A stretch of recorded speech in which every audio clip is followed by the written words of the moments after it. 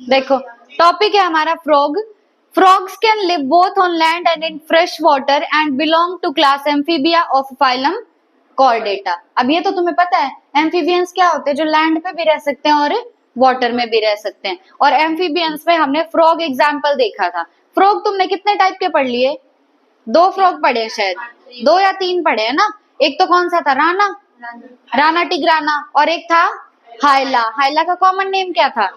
Tree frog, है ना। तो फ्रॉग होते हैं एम्फीबियंस। एम्फीबियंस मतलब जो लैंड पे भी रहते हैं और वाटर में भी रहते हैं, ठीक है, यानी जो टेरेस्ट्रियल भी होंगे और एक्वेटिक भी होंगे। दूसरी बात, जो फ्रॉग हैं वो बिलोंग करते क्लास एम्फीबिया से। इनकी क्लास कौन सी है?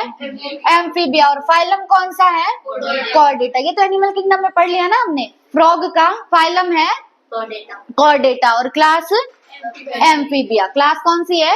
एम्फीबिया, ठीक है। The most common species of frog found in India is Rana tigrina, ठीक है। इंडिया में जो सबसे कॉमनली फ्रॉग मिलता है वो है राना टिग्रीना। क्या है नाम?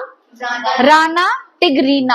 राना टिग्रीना। जब अपनी नोटबुक में लिखो तो राना को अलग से अंडरलाइन करना और टिग्रीना को अलग से अंडरलाइन करना, ठीक है। ये हम लिविंग वर्ल्ड में देखेंगे ऐसा क्यों करते हैं। बट जब भी कोई साइंटिफिक नेम लिखो तो दोनों को क्या करोगे? अलग अलग अंडरलाइन करोगे, ठीक है। उसके बाद है they do not have constant body temperature, that is their body temperature varies with the temperature of the environment. अब जैसे हमारा बॉडी टेम्परेचर है, हम यहाँ रहे या शिमला में रहे, हमारा बॉडी का टेम्परेचर कितना रहेगा? 37 डिग्री सेल्सियस, है ना। तो हम क्या है? होम्योथर्मस। क्या है? हम होम्योथर्मस। लेकिन फ्रॉग के अंदर ऐसा नहीं होता। फ्रॉग के अंदर का टेम्परेचर आसपास के टेम्परेचर के हिसाब से चेंज होता रहता है, तो इसीलिए फ्रॉग है पोइकिलोथर्मस। फ्रॉग क्या है?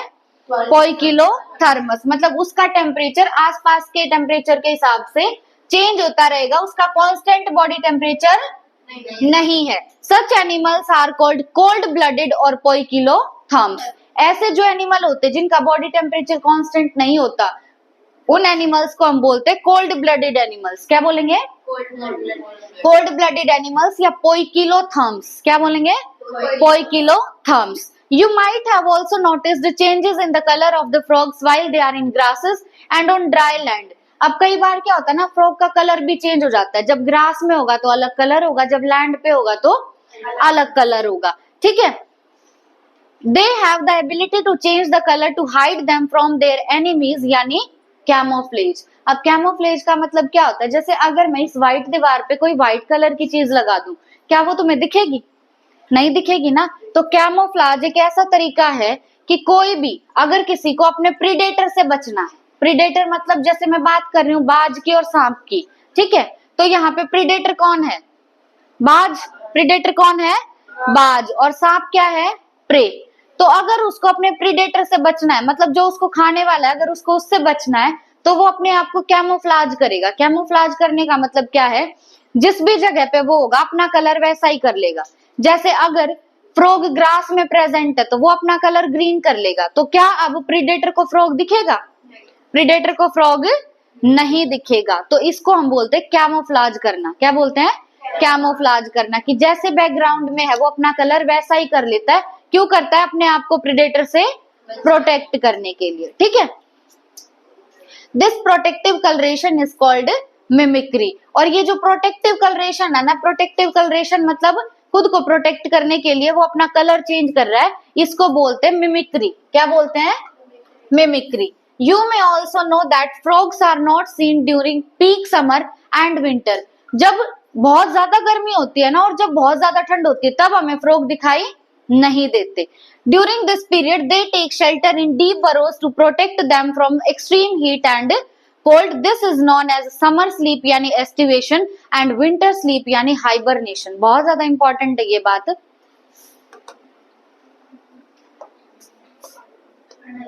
देखो एक होती है समर स्लीप और एक होती है विंटर स्लीप। जब बहुत ज्यादा ठंड है हमें तब फ्रॉग नहीं दिखाई देता, और जब बहुत ज्यादा गर्मी है तब भी हमें फ्रॉग दिखाई नहीं देता। अब देखो समर का फर्स्ट लेटर क्या है? एस। क्या है फर्स्ट लेटर? एस। और एस्टिवेशन जब हम बोल रहे हैं तो वैसे तो शुरू में ए है, पर बोलने में एस्टिवेशन में क्या आ रहा है, शुरू में एस आ रहा है। तो समर स्लीप को हम बोलते हैं एस्टिवेशन। क्या बोलेंगे, एस्टिवेशन। ठीक है। और विंटर स्लीप क्या बच गया, हाइबरनेशन। विंटर स्लीप क्या बच गया, हाइबरनेशन। तो फ्रॉग क्या करता है, जब बहुत ज्यादा ठंड होती है ना तो सो जाता है अपने डीप बरो में। ठीक है, जो उसका वो बरो को क्या बोलते हैं हिंदी में, बिल जो होता है ना उसका, अपने जो बरो बनाएगा और बरो में, हाँ डीप बरो में वो छुप जाएगा जब बहुत ज्यादा गर्मी होगी और बहुत ज्यादा ठंड होगी। जब गर्मी में वो छुप के सो रहा है तो उसको क्या बोलेंगे, एस्टिवेशन। और सर्दियों में हाइबरनेशन करेगा। ठीक है। तो अगर कोई पूछे एक ऐसे एनिमल का नाम बताओ जो हाइबरनेशन और एस्टिवेशन दोनों शो करता है, तो कौन है वो, फ्रॉग। ठीक है। कहा बारिश में दिखाई देता है ना जब टेम्परेचर थोड़ा नॉर्मल होता है।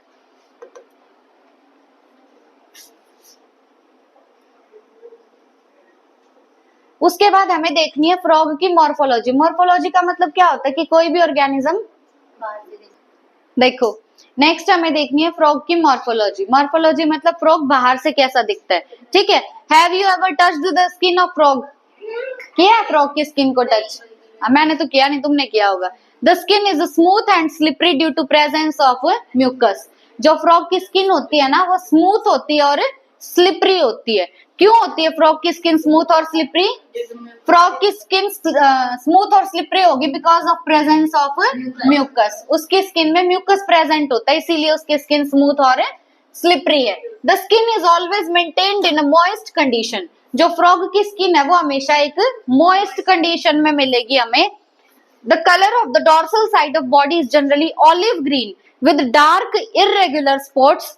अब डॉर्सल का पता है तुम्हें, जो पीछे की साइड है, जो बैक साइड है, जो हमें ये दिखता है ना ऊपर से फ्रॉग, ये डॉर्सल साइड है। और इसके जो नीचे वाली सरफेस है वो वेंट्रल साइड है। तो डॉर्सल सरफेस जो है उसका कलर होता है ऑलिव ग्रीन। कैसा कलर होगा, ऑलिव ग्रीन।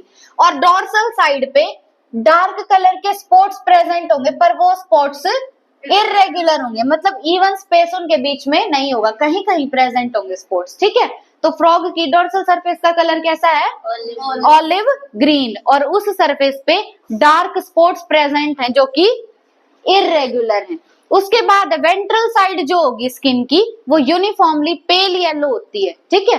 तो वेंट्रल साइड का कलर कैसा है, पेल येलो। और वो यूनिफॉर्म है, मतलब पूरी जो वेंट्रल सरफेस है वो एक जैसे कलर की है, पेल येलो कलर की है। ठीक है।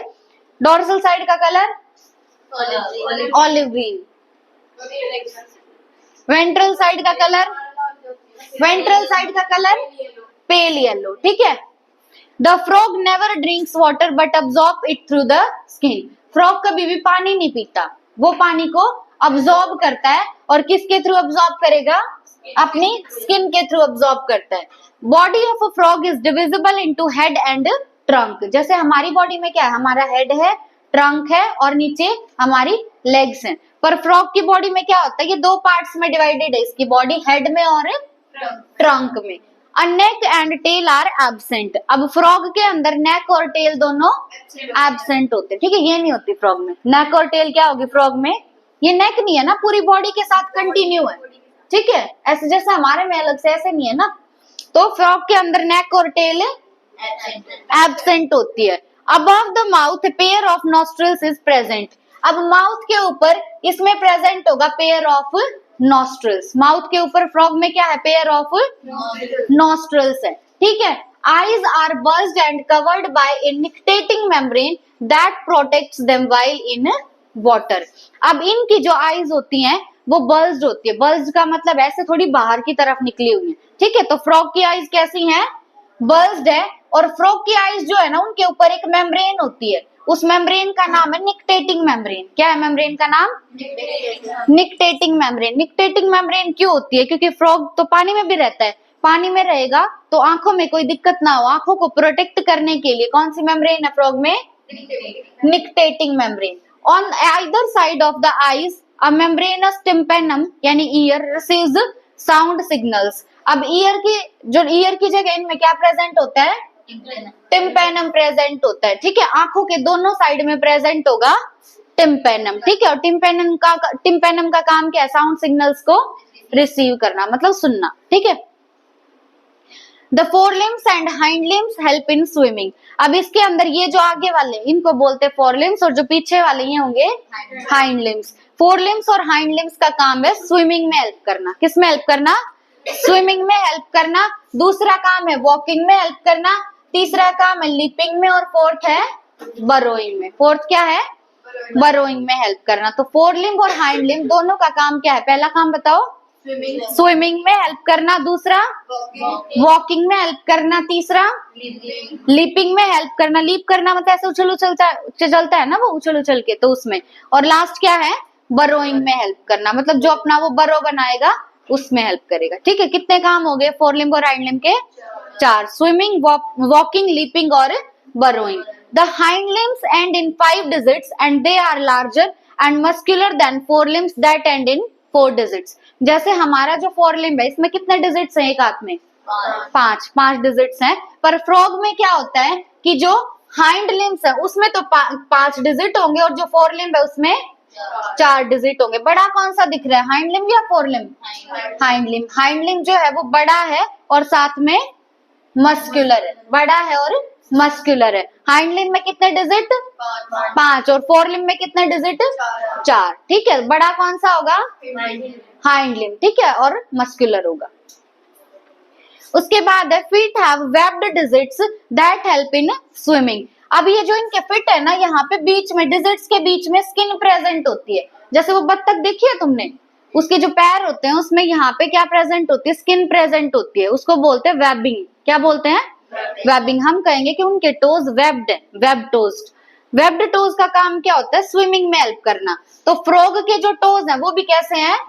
वेब्ड। इनके जो डिजिट्स हैं वो वेब्ड है और उनका काम क्या है? स्विमिंग में हेल्प करना। क्या काम है? स्विमिंग में हेल्प करना। Frogs exhibit sexual dimorphism. अब फ्रॉग्स जो है ये सेक्सुअल डाइमॉर्फिज्म शो करते हैं। सेक्सुअल डाइमॉर्फिज्म का मतलब क्या है? डाई मतलब 2 और मॉर्फोलॉजी मतलब बाहर से कैसा दिखता है। ठीक है, तो सेक्सुअल डाइमॉर्फिज्म मतलब मेल और फीमेल। ठीक है, समझ रहे हो सेक्सुअल डाइमॉर्फिज्म का मतलब? समझ आया?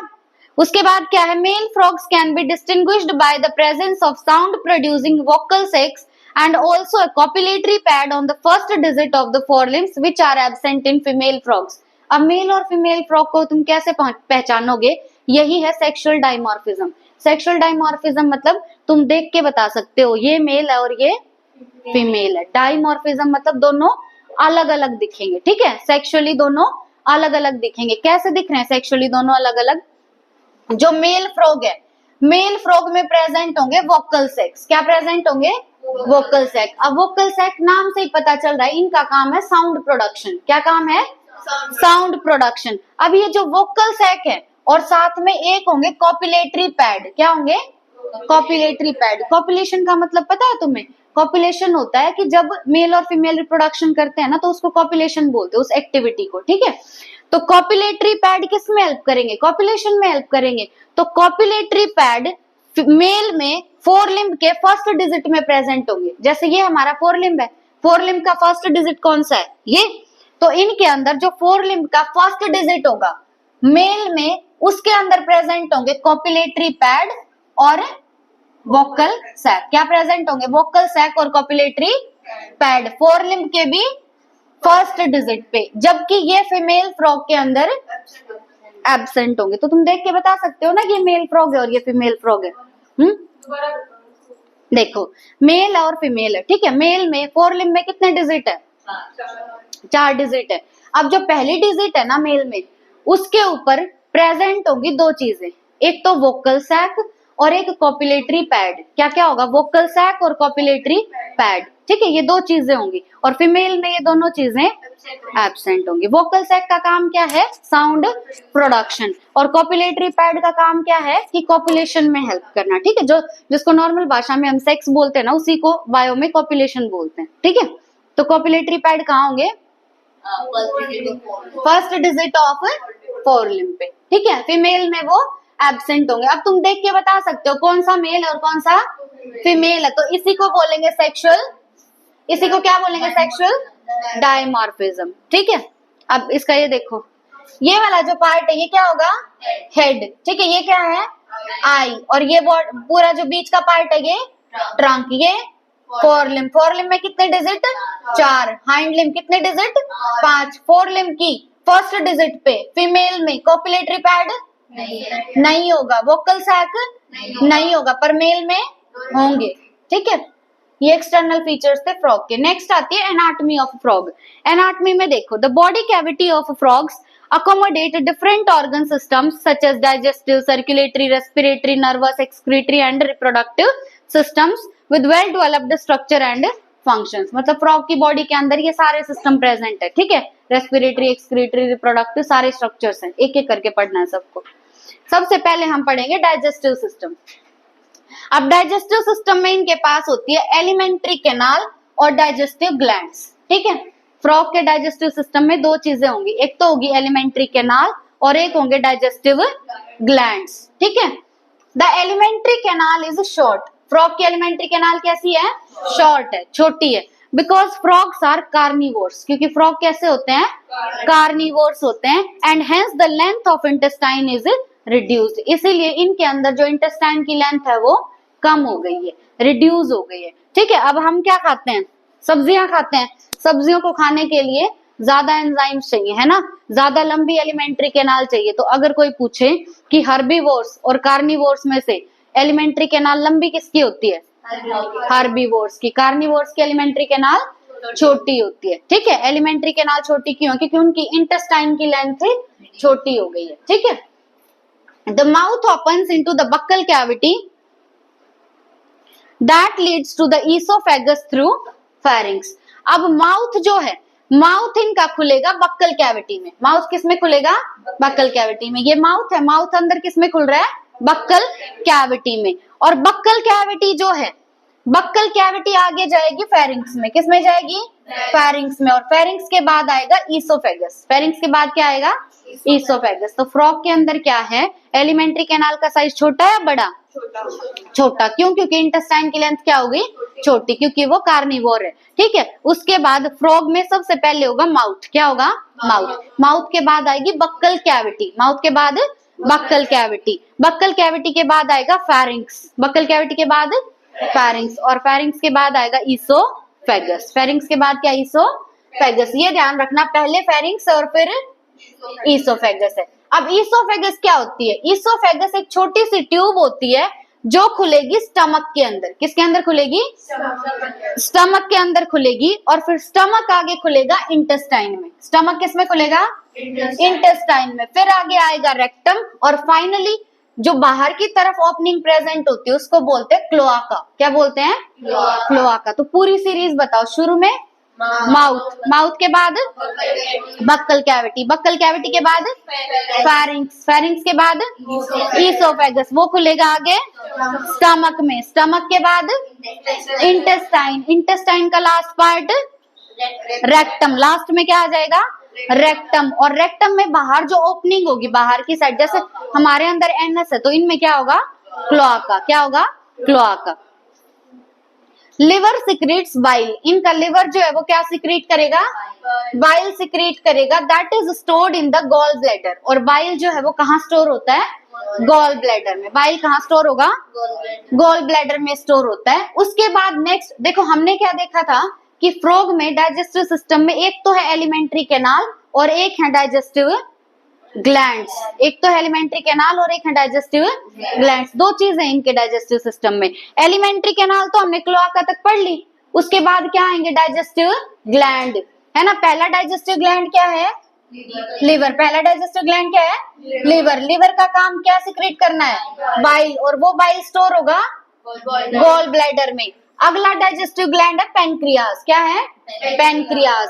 अब पेनक्रियाज जो है वो एक डाइजेस्टिव ग्लैंड है और उसका काम है पेनक्रिएटिक जूस सिक्रीट करना। क्या सिक्रीट करना?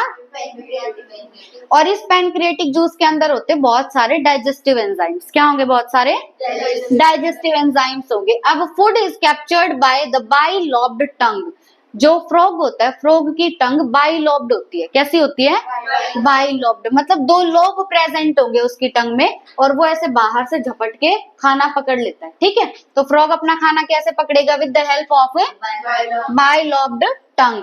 अब digestion of food takes place by the action of HCl and gastric juices secreted from the walls of the stomach. अब स्टमक की जो वॉल्स हैं, तुमने 10th में पढ़ा होगा, स्टमक की वॉल्स सिक्रीट करती हैं एक तो HCl और एक गैस्ट्रिक जूस, ठीक है। स्टमक की वॉल क्या क्या सिक्रीट करेंगी, HCl और गैस्ट्रिक जूस। अब HCl और गैस्ट्रिक जूस जो है वो करेंगे फूड का डाइजेशन, क्या करेंगे, फूड का digestion. Partially digested food called chyme is passed from stomach to the first part of the small intestine, the duodenum. अब स्टमक के अंदर फूड आया था, स्टमक के अंदर फूड पूरे तरीके से डाइजेस्ट नहीं होता, पार्शियली डाइजेस्ट होता है, और वो पार्शियली डाइजेस्ट करने का काम करता है, पार्शियली डाइजेस्ट करने का काम करेगा HCl और गैस्ट्रिक जूस। अभी वो पार्शियली डाइजेस्ट हुआ, पूरे तरीके से खाना डाइजेस्ट नहीं हुआ, तो अभी स्टमक में जो खाना प्रेजेंट है उसको बोलते हैं काइम, क्या बोलते हैं, काइम। बट एक्चुअल में अगर हम ह्यूमंस की बात करें तो खाना डाइजेस्ट होना मुंह में ही शुरू हो जाता है, और मुंह में जो वो फूड बनता है उसको बोलते हैं बोलस, क्या बोलते हैं, बोलस। यहाँ क्या बताया, स्टमक में जो बन रहा है उसको क्या बोलेंगे, काइम, क्या बोलेंगे, काइम। तो काइम क्या है, पार्शियली डाइजेस्टेड फूड है, कि पूरे तरीके से अभी फूड डाइजेस्ट नहीं हुआ है। अब ये काइम आगे जाएगा इंटेस्टाइन में, कहा जाएगा, इंटेस्टाइन में, और इंटेस्टाइन का जो पहला पार्ट है ना उसको बोलते हैं डोडेनम, क्या बोलते हैं, डोडेनम। तो इंटेस्टाइन का फर्स्ट पार्ट है डोडेनम, वहां पे कौन आया है, काइम आया है। The duodenum receives bile from gallbladder and pancreatic juices from the pancreas through a common bile duct. अब क्या होगा कि गॉल ब्लैडर से भी एक डक्ट आ रही है और पैनक्रियाज से भी एक डक्ट आ रही है। गॉल ब्लैडर से तो क्या आएगा, गॉल ब्लैडर ने क्या स्टोर किया था, बाइल, तो गॉल ब्लैडर से तो आएगा बाइल, और पैनक्रियाज से आएंगे पैनक्रिएटिक जूस। जैसे इधर से आया बाइल और इधर से आया पैनक्रिएटिक जूस। अब एक कॉमन पाइप प्रेजेंट है नीचे, ठीक है, उसको हम क्या बोलेंगे, कॉमन बाइल डक्ट, क्या बोलेंगे, कॉमन बाइल डक्ट। इसके थ्रू क्या आ जाएगा, गॉल ब्लैडर से तो बाइल और पैनक्रिएटिक जूस आएंगे फ्रॉम पैनक्रियास, ठीक है। अब बाइल का काम होता है फैट को इमल्सिफाई करना, बाइल का काम क्या है, फैट को इमल्सिफाई करना। इमल्सिफाई करने का मतलब है फैट को डाइजेस्ट करना, फैट को छोटे छोटे पार्ट्स में तोड़ देना, ठीक है। तो बाइल का काम क्या है, फैट को इमल्सिफाई करना, और पैनक्रिएटिक जूस डाइजेस्ट करेगा कार्बोहाइड्रेट को और प्रोटीन्स को। पैनक्रिएटिक जूस किसको डाइजेस्ट करेगा, कार्बोहाइड्रेट और प्रोटीन को। Final digestion take place in the intestine. अब पूरा डाइजेशन हो जाएगा कहाँ पे, इंटेस्टाइन में। इंटेस्टाइन में पूरा डाइजेशन हो चुका है। अब जो डाइजेस्टेड फूड है is absorbed by the numerous finger-like folds in the inner wall of intestine called villi and microvilli. अब जो इंटेस्टाइन होती है ना उसमें प्रेजेंट होते हैं फिंगर लाइक फोल्ड्स, क्या प्रेजेंट होंगे, फिंगर लाइक फोल्ड्स। जैसे अगर ये इंटेस्टाइन है तो यहाँ इंटेस्टाइन में ऐसे फिंगर लाइक फोल्ड्स प्रेजेंट होते हैं। खाना पूरे तरीके से इंटेस्टाइन में डाइजेस्ट हो गया, डाइजेस्ट होने के बाद अब उस खाने में जो भी न्यूट्रिएंट्स थे, जो भी हमारी बॉडी के जो भी फ्रॉग की बॉडी के काम का है, उसको ये विलाई और माइक्रोविलाई, ये क्या है, विलाई और माइक्रोविलाई, ये उस खाने को क्या कर लेंगे, अब्सॉर्ब कर लेंगे। जो जो काम का है उसको अब्सॉर्ब कर लेंगे डाइजेस्टेड फूड से, ठीक है। कौन अब्सॉर्ब करेंगे, विलाई और माइक्रोविलाई। कहाँ पे प्रेजेंट है, इंटेस्टाइन की वॉल में। The undigested solid waste moves into the rectum and passes out through cloaca. लेकिन उसमें से कुछ ऐसी भी चीज बच गई होगी जो हमारे काम की नहीं है, उस चीज को भेज दिया जाएगा रेक्टम के पास। कहाँ भेजेंगे, रेक्टम के पास, और फाइनली फिर बॉडी से बाहर निकाल देंगे थ्रू क्लोआका। कहाँ से बाहर निकालेंगे, क्लोआका से। अब फ्रॉग जो है, अगला रेस्पिरेटरी सिस्टम आ गया, देखो डाइजेस्टिव सिस्टम हो गया फ्रॉग का। नेक्स्ट है रेस्पिरेटरी सिस्टम।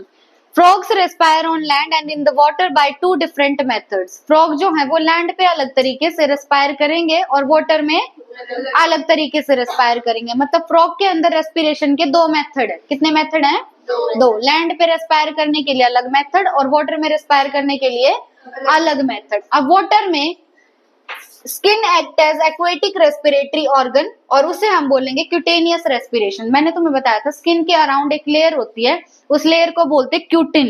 क्या बोलेंगे, क्यूटिन। तो क्यूटिन से जब रेस्पिरेशन होता है तो वो रेस्पिरेशन होगा क्यूटेनियस रेस्पिरेशन। कौन सा रेस्पिरेशन, क्यूटेनियस रेस्पिरेशन। तो जब फ्रॉग पानी में रहता है ना तो वो रेस्पिरेशन करेगा स्किन के थ्रू। किसके थ्रू? स्किन के थ्रू। और इस रेस्पिरेशन को हम बोलते हैं क्यूटेनियस रेस्पिरेशन। अब dissolved oxygen in the water is exchanged through the skin bye diffusion. हमने देखा कि जो फ्रॉग है वो पहली बात तो पानी नहीं पीता, वो पानी को ऑब्जॉर्ब करेगा अपनी स्किन के थ्रू। दूसरा, अब वो अपनी CO2 को बाहर फेंकेगा और O2 को अंदर लेगा। O2 को अंदर कैसे लेगा? जैसे फ्रॉग पानी में प्रेजेंट है, अब पानी में ऑक्सीजन डिसॉल्व्ड फॉर्म में, कौन सी फॉर्म में है? डिसॉल्व फॉर्म में, कि पानी में ऑक्सीजन घुली हुई है, वहां से फ्रॉग अपनी स्किन के थ्रू ऑक्सीजन अंदर लेगा और CO2 पानी में छोड़ देगा। ठीक है, तो इसके अंदर जो गैसेस का एक्सचेंज होगा वाटर में, वो किसके थ्रू होता है? डिफ्यूजन के थ्रू, बाय स्किन के, है ना, स्किन से होगा। अब लैंड पे क्या होता है? The buccal cavity, skin and lungs as act as respiratory organ. जब फ्रॉग पानी में होता है तो रेस्पिरेटरी ऑर्गन का काम कौन करेगा? वाह, क्या बोल रही हूँ मैं, तुम सुन रहे हो? पानी में क्यूटेनियस रेस्पिरेशन तो होगा, लेकिन respiratory organ moist skin. Respiratory organ क्या होगा? Moist skin. और जब फ्रॉग लैंड पे होता है तो तीन चीजें रेस्पिरेटरी ऑर्गन का काम करती हैं।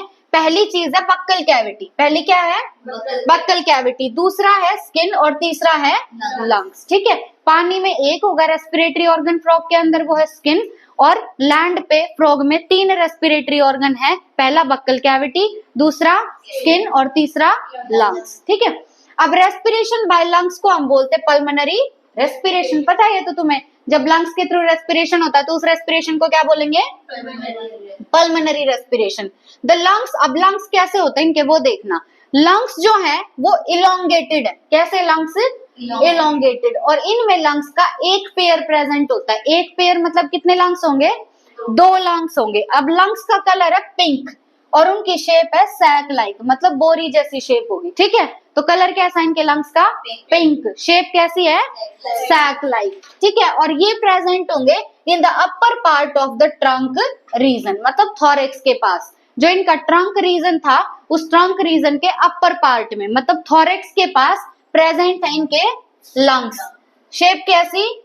Sac like. Colour pink. Elongated होंगे और पेयर में प्रेजेंट होंगे। ठीक है, लोकेशन क्या है? थॉरेक्स के पास, है ना, upper region of trunk. Upper region of trunk, thorax के पास होंगे इनके लंग्स।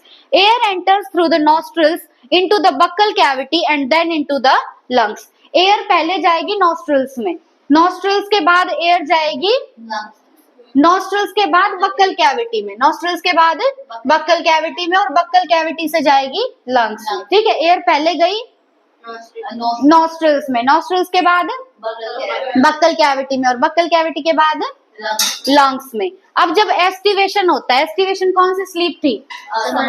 Summer sleep. तो एस्टिवेशन के दौरान और हाइबरनेशन के दौरान गैसियस एक्सचेंज होता है स्किन के थ्रू। किसके थ्रू होगा गैसियस एक्सचेंज? स्किन के थ्रू। वाटर में, फ्रॉग में कौन सा रेस्पिरेशन होता है? Cutaneous respiration. रेस्पिरेटरी ऑर्गन क्या होंगे? स्किन। और लैंड पे फ्रॉग के अंदर तीन रेस्पिरेटरी ऑर्गन है, नाम क्या है उनका? हाँ, और इस रेस्पिरेशन को बोलेंगे पल्मोनरी रेस्पिरेशन। उसके बाद एयर जो है सबसे पहले फ्रॉग में एंटर करेगी नॉस्ट्रिल्स में, नॉस्ट्रिल्स के बाद बक्कल कैविटी में, और बक्कल कैविटी के बाद लंग्स में। ठीक है, लेकिन जब एस्टिवेशन और हाइबरनेशन होता है तो रेस्पिरेटरी ऑर्गन का काम करेगा स्किन, यानी गैसियस एक्सचेंज होगा स्किन के थ्रू। अब नेक्स्ट आता है हार्ट के बारे में पढ़ेंगे, इसका जो वस्कुलर सिस्टम है उसके बारे में। The vascular system of frog is well developed closed type. तुमने एनिमल किंगडम में वस्कुलर सिस्टम दो टाइप का पढ़ा था, एक क्लोज्ड टाइप और एक ओपन टाइप। ओपन टाइप में तो क्या था कि जो भी ऑर्गन्स है वो ब्लड में यूं ही पड़े हुए हैं, कोई भी आर्टरीज, वेन्स, कैपिलरीज वगैरह नहीं होती। लेकिन फ्रॉग में होगा क्लोज्ड टाइप का vascular system, blood vascular system, जिसमें क्या होगा? आर्टरीज भी होंगी, वेन्स भी होंगे और कैपिलरीज भी होंगे। ठीक है, तो फ्रॉग के अंदर वस्कुलर सिस्टम वेल डेवलप्ड है। और कौन सा वस्कुलर सिस्टम है? Closed type. अब फ्रॉग के अंदर एक लिम्फेटिक सिस्टम भी प्रेजेंट होता है। ठीक है, फ्रॉग में लिम्फेटिक सिस्टम भी प्रेजेंट होगा। जैसे वस्कुलर सिस्टम तो क्या है, इसमें क्या है? आर्टरीज, वेन्स और कैपिलरीज हैं। इसी तरीके से लिम्फेटिक सिस्टम, वस्कुलर सिस्टम में है ब्लड और लिम्फेटिक सिस्टम में होता है लिम्फ। क्या होता है? लिम्फ। जब ब्लड वाला चैप्टर पढ़ेंगे ना उसमें पूरा है लिम्फेटिक सिस्टम, ठीक है। तो फ्रॉग के अंदर वस्कुलर सिस्टम भी है और लिम्फेटिक सिस्टम भी है, ठीक है। द ब्लड वस्कुलर सिस्टम, अब ब्लड वस्कुलर सिस्टम में क्या, देखो पहला है हार्ट, क्या है? हार्ट। दूसरी होगी ब्लड वेसल्स और तीसरा होगा ब्लड। जबकि लिम्फेटिक सिस्टम में होगा लिम्फ, लिम्फ चैनल्स और लिम्फ नोड्स। बताओ ब्लड वस्कुलर सिस्टम में क्या क्या है? हार्ट, ब्लड और ब्लड वेसल्स। हार्ट, ब्लड और ब्लड वेसल्स, ये तो है ब्लड वस्कुलर सिस्टम में। जबकि लिम्फेटिक सिस्टम में है लिम्फ, लिम्फ चैनल्स और लिम्फ नोड्स, ठीक है। तीन तीन चीजें हैं। ब्लड वस्कुलर सिस्टम में क्या क्या है? ब्लड, हार्ट और ब्लड वेसल्स, है ना। और इसमें लिम्फेटिक सिस्टम में लिम्फ, लिम्फ चैनल्स और लिम्फ नोड्स। अब हार्ट की अगर बात करें तो हार्ट एक मस्कुलर स्ट्रक्चर है जो कि हमें मिलेगा बॉडी कैविटी के अपर पार्ट में, ठीक है। हार्ट क्या है? एक मस्कुलर स्ट्रक्चर है और वो बॉडी कैविटी के अपर पार्ट में मिलता है। कहाँ मिलता है? बॉडी कैविटी के अपर पार्ट में मिलता है। अब हार्ट के अंदर इनमें 3 चैम्बर्स हैं। हमारे अंदर हार्ट में कितने चैम्बर हैं? 4 चैम्बर है, लेकिन फ्रॉग के हार्ट में 3 चैम्बर होते हैं। उन 3 चैम्बर में क्या होगा? 2 आर्टरिया होंगे और एक वेंट्रिकल होगा, ठीक है। 2 चैम्बर को क्या बोलेंगे? आर्टरिया, और एक चैम्बर होगा वेंट्रिकल, ठीक है। और जो इनका हार्ट है ना वो एक मेम्ब्रेन से कवर्ड होता है, उस मेम्ब्रेन का नाम है पेरिकार्डियम। मेम्ब्रेन का नाम क्या है? पेरिकार्डियम। ह्यूमंस में भी यही मेम्ब्रेन होती है। जैसे लंग्स के चारों तरफ कौन सी मेम्ब्रेन थी हमारे अंदर? प्लूरा। इसी तरीके से हार्ट को प्रोटेक्ट करने के लिए जो चारों तरफ मेम्ब्रेन है वो है पेरिकार्डियम। क्या है? पेरिकार्डियम। कितने चैम्बर है इनके हार्ट में? 3, 2 आर्टरिया और एक वेंट्रिकल। उसके बाद a triangular structure called sinus venosus joins the right atrium. अब राइट एट्रियम के साथ ही प्रेजेंट है एक ट्रायंगुलर स्ट्रक्चर और उस ट्रायंगुलर स्ट्रक्चर का नाम है साइनस विनोसस। क्या है नाम? साइनस विनोसस, ठीक है। ट्रायंगुलर स्ट्रक्चर है। साइनस विनोसस की शेप क्या है? ट्रायंगुलर। और किसके साथ प्रेजेंट है? राइट एट्रियम के साथ। अब it receives blood through the major veins called vena cava. अब एट्रियम जो है वो ब्लड रिसीव करता है वेना कावा के थ्रू। किसके थ्रू ब्लड रिसीव करेगा? वेना कावा के थ्रू। और वेना कावा को हम बोलते हैं मेजर वेन। क्या बोलेंगे? Major vein. तो हमने देखा साइनस विनोसस जो कि एक ट्रायंगुलर स्ट्रक्चर है वो प्रेजेंट है विद राइट एट्रियम, और राइट एट्रियम ब्लड रिसीव करेगा किससे? वेना कावा से। मतलब वेना कावा ब्लड लेके आती है किस तक? राइट एट्रियम तक। और वेना कावा क्या है? Major vein. उसके बाद the ventricle opens into a sac like conus arteriosus on the ventral side of the heart. अब हार्ट की जो वेंट्रल साइड होगी, 2 सरफेस होती है ना, एक वेंट्रल और एक डोर्सल। हार्ट की जो वेंट्रल साइड होती है वहां पे क्या खुलेगा? वेंट्रिकल खुलेगी। कौन खुलेगी? वेंट्रिकल। वेंट्रिकल खुलती है कॉर्नस आर्टरियोसिस में। किसमें खुलेगी? कॉर्नस आर्टरियोसिस में। और कॉर्नस आर्टरियोसिस है सैक लाइक स्ट्रक्चर। कैसा स्ट्रक्चर है? Sac like structure. Sinus venosus कैसा स्ट्रक्चर था? Triangular. Conus arteriosus sac like structure है, ठीक है। और ये कॉर्नस आर्टरियोसिस प्रेजेंट होता है हार्ट की वेंट्रल साइड पे। हार्ट की वेंट्रल साइड पे प्रेजेंट है कॉर्नस आर्टरियोसिस। और शेप कैसी है इसकी? सैक लाइक, ठीक है। The blood from the heart is carried to all parts of the body by the arteries, जिसमें आएगा आर्टरियल सिस्टम। अब हार्ट में जो ब्लड है, हार्ट ने जो ब्लड पंप किया है उसको पूरी बॉडी में पहुंचाना है ना, तो पूरी बॉडी में उस ब्लड को पहुंचाने का काम करती है आर्टरीज। कौन करेंगे ये काम? आर्टरीज, ठीक है। आर्टरीज में कौन सा सिस्टम प्रेजेंट है? Arterial system. अब वेन्स का काम क्या है? वेन्स का काम है कि बॉडी के अलग अलग पार्ट से ब्लड को कलेक्ट करके हार्ट तक लेके आना, ठीक है। वेन्स कौन सा ब्लड लेके आती हैं? डीऑक्सीजनेटेड। वेन्स कौन सा ब्लड लाती है? डीऑक्सीजनेटेड। ये तो तुमने रेस्पिरेशन वाले चैप्टर में पढ़ा था कि टिश्यूज पे कौन सी गैस रिलीज हो रही है? CO2। तो वो CO2 जब ब्लड में मिलेगी तो ब्लड कैसा हो जाएगा? डीऑक्सीजनेटेड। उस डीऑक्सीजनेटेड ब्लड को हार्ट तक लाने का काम है वेन्स का। अब हार्ट ने उस ब्लड में क्या है? ऑक्सीजन जब ऐड हो जाएगी तो हार्ट उस ब्लड को पंप करेगा और हार्ट से उस ब्लड को पूरी बॉडी में पहुंचाने का काम किसका है? आर्टरीज का, आर्ट्रियल सिस्टम का। ठीक है, तो जो वेन्स हैं, वेन्स कलेक्ट करती हैं ब्लड को from the different parts of the body और उस ब्लड को लेके आएंगी हार्ट तक। कहां तक लेके आएंगी? हार्ट तक, and form the venous system. और ये सिस्टम कौन सा सिस्टम है? Venous system. ठीक है, तो पूरी बॉडी में ऑक्सीजनेटेड ब्लड कौन सा सिस्टम पहुंचा रहा है? पूरी बॉडी में आर्ट्रियल सिस्टम पहुंचा रहा है। पूरी बॉडी में ऑक्सीजनेटेड ब्लड कौन पहुंचा रहा है? Arterial system. बल्कि जो पूरी बॉडी से ब्लड उठा के लाने का काम है, डीऑक्सीजनेटेड ब्लड उठा के लाने का काम है, वो है वेनस सिस्टम का। ठीक है, special venous connection between liver and intestine as well as the kidney and lower parts of the body are present in frogs. ये लाइन बहुत ज्यादा इंपॉर्टेंट है। देखो, एक स्पेशल वेनस कनेक्शन प्रेजेंट है किस किस के बीच में? लिवर और इंटेस्टाइन के बीच में। इसी तरीके से किडनी और बॉडी के लोअर पार्ट्स के बीच में। एक तो वेनस कनेक्शन है लिवर और इंटेस्टाइन के बीच में। लिवर और इंटेस्टाइन के बीच में एक वेनस कनेक्शन, मतलब बीच में वेन्स प्रेजेंट है। और इसी तरीके का वेनस कनेक्शन प्रेजेंट है between kidney and lower parts of the body. ठीक है, तो दो वेनस कनेक्शन हो गए, ये प्रेजेंट होगा फ्रॉग में। अब जो पहला वेनस कनेक्शन है ना, उसको बोलते हैं हेपेटिक पोर्टल सिस्टम। क्या बोलेंगे? जब भी कहीं लिवर आए ना, तो लिवर से वर्ड रिलेट करना हेपेटिक। क्या रिलेट करोगे? हेपेटिक। तो लिवर और इंटेस्टाइन के बीच में जो वेनस सिस्टम है वो होगा हेपेटिक पोर्टल सिस्टम। कौन सा सिस्टम? Hepatic portal system. जबकि जो किडनी और लोअर पार्ट्स के बीच में वेनस कनेक्शन है उसको बोलेंगे रीनल पोर्टल सिस्टम। किडनी में वर्ड आता है रीनल, किडनी में वर्ड क्या आता है? रीनल। तो वहां याद रखना रीनल पोर्टल सिस्टम। ठीक है, लिवर और इंटेस्टाइन के बीच में वेनस कनेक्शन को क्या बोलेंगे? Hepatic portal system. पर किडनी और लोअर पार्ट्स ऑफ बॉडी के बीच में जो वेनस कनेक्शन है वो होगा रीनल पोर्टल सिस्टम। तो फ्रॉग में कितने सिस्टम है? दो, हेपेटिक पोर्टल सिस्टम और रीनल पोर्टल सिस्टम। अब ब्लड बना होता है दो चीजों से, प्लाज्मा और ब्लड सेल्स से। ब्लड किससे बना होगा? प्लाज्मा और ब्लड सेल्स से। ब्लड सेल्स कौन सी होती है? आरबीसी, डब्ल्यूबीसी, प्लेटलेट्स, यही है ब्लड सेल्स, है ना। तो ब्लड किस किस से बना हुआ है? प्लाज्मा और ब्लड सेल्स से। अब जो ब्लड सेल्स हैं वो होंगी क्या?